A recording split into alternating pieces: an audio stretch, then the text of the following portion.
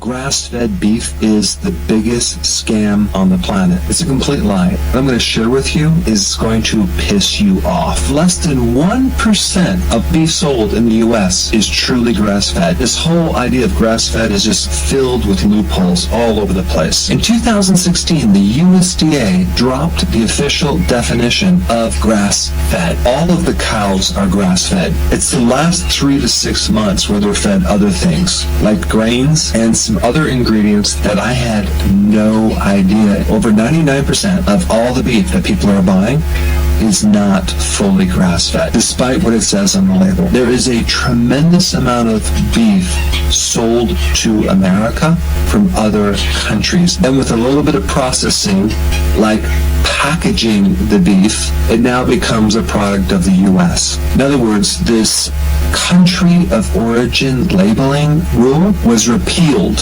which means revoked, for both beef and pork. Here's just another example of the lack of transparency where, well, at least if it's from America, it's probably healthier when it's actually not even coming from America. And by the way, as a side note, did you know that when you eat a burger from a fast food place, the number of cows that hamburger comes from literally can be over 100 different sources, because they have this entire processing plant where they're getting meat from all over the place. What people need to realize is what we're talking about is a cow that's very sedentary, that is fatty, and the reason why it's tender is because it has barely any collagen. And without collagen, it's very, very tender. People do like marbled meat that's tender, but what they don't want to know about is how that animal is raised, because what I'm going to tell you now is literally going to make you fall off your chair, and it's what these animals actually eat.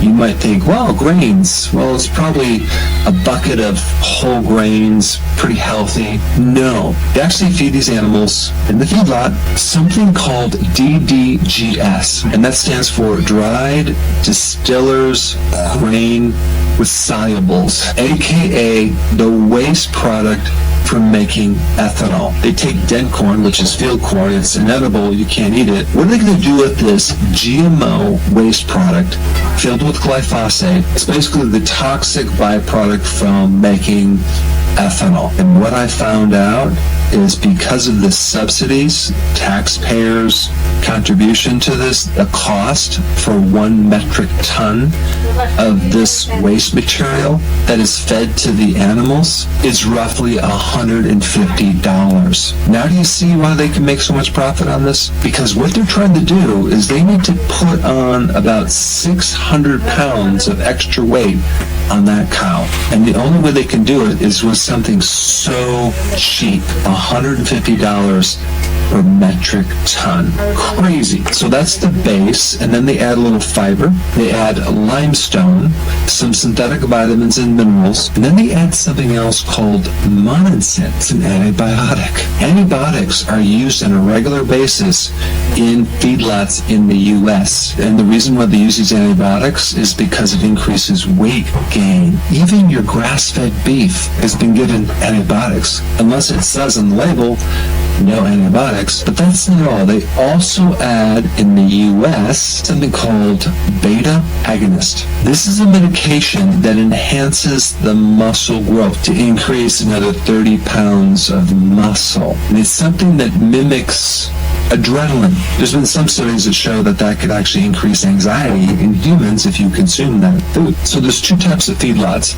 You have one that's closed, like indoor, and they have another one that's open. Let's talk about the one that's closed first. That animal, which is 1,500 pounds, only gets a space that is 24 square feet. If I were to ask you how much that is, you might have to measure it out.